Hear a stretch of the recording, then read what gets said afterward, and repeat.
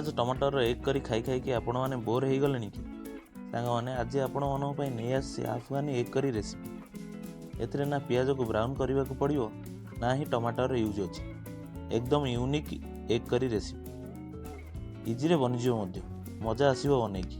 नमस्कार, मु चित्तरंजन आसी आ गोटे न्यू रेसिपी नहीं। एक करी बनवाई 3टा मीडियम साइज रो पियाज नहीं। पियाज को स्लाइस करी काटियो। जदि आपन को भल ग्रेवी करिवार अछि ताले फाइन स्लाइस करिवे, नहले ग्रेवी रो स्ट्रक्चर भल हेबनी। पियाज को मोटा स्लाइस करिवे। मोटा काटिवा द्वारा पियाज पानी होल्ड करी रखियो आ फ्लेवर ही एकदम अलग आसियो। आपण माने देखि पारुथिबे एमती ही मोटा करी के रखिबे। आपण कड़ाई रे 3 ରୁ 4 चामच तेल नवा। प्रथम पियाज को पकेइबा। एटी पियाज को ब्राउन जमार भी करें। पियाज लूज हवा जाके भाजवा। यह द्वारा पियाज रो अलग मीठापणा आसी थाए। कंटिन्यूस भाजवा 3 ରୁ 4 मिनिट भाजवा परे पियाज लूज होगा स्टार्ट हो। यही स्टेज रे आमे गोटे रसुण आ गोटे इंच अदा को काटी पकेइबा आ 2 ରୁ 3टा कंचा लंका पकेइबा। रसुण अदा कंचा लंकार कंचा स्मेल जीवा जाए भाजवा। यही समय रे मु जेते बेले भाजुथिली सतरे एते भल वासना आसुथिला एक्सप्लेन करी होबनी। पियाज और कंचा लंकार एकदम डिफरेंट वासना आसुथिला। बस यही स्टेज पर्यंत भाजबार अछि। आपन को पियाज देखौछि हल्का प्रेस करिवा द्वारा पियाज पेस्ट हो जाउछि। एबे मु मिक्सी रे पियाज अदा रसुण को ट्रांसफर करदेवी।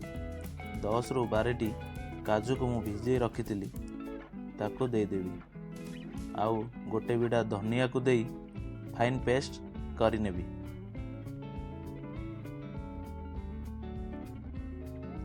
फाइन पेस्ट हो जाए। आपण माने सेम एमती ही करिवे। एबे सेम कढ़ाई को जीवा।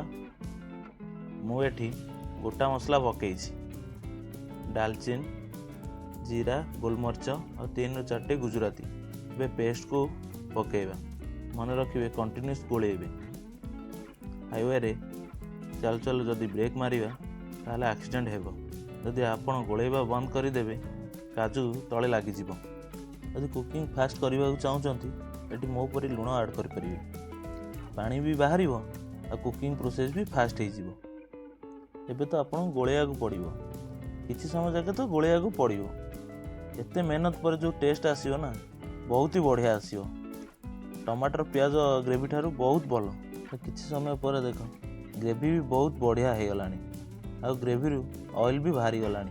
एबे एठी ऐड करबा हल्दी गुंड, लंका गुंड आ 2 चामच धनिया पाउडर। आपण एठी भाबुथिबे ना मसलार कलर ग्रीन आसीबो। नाही, मसला को मिक्स करिया परे कलर एकदम डिफरेंट आसीबो। न्यू सा कलर आसीबो। मसला भल से कसिबा परे एठी 100 ग्राम रो दही पकेइबा।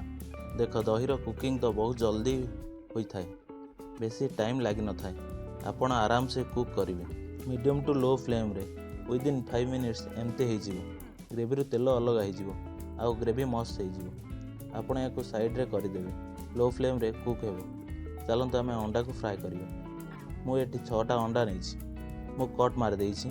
देख मो भली तेढ़ा कट मारी परिबो, सीधा भी मारी परिबो। देख अंडा को हल्का फ्राए करिवो। या द्वारा स्वाद भल आसो। मुझे गोटे कड़े किसी तेल नहीं अंडा को फ्राए कर। अंडा को हल्का फ्राए करेंगे। कलर आसीगले से हल्दी गुंड ऐड करेंगे, लंका गुंड ऐड करी भलसे कोटिंग करने। कसूरी मेथी पकेबे। बासना आ टेस्ट एकदम भल आसो। अंडा भलसे फ्राए हो गलानी। एबे मु आपन को ग्रेवी देखौछि। ग्रेवी एकदम बढ़िया से कुक हो गलानी। एबे आमे अंडा को ऐड करिबा। अंडा ऐड करी भलसे मिक्स करिबा। एटी किछि पानी ऐड करिबा। पानी ऐड करिबा द्वारा ग्रेवी स्ट्रक्चर भल आसीबो आ अंडा भीतर को फ्लेवर भी जीवो।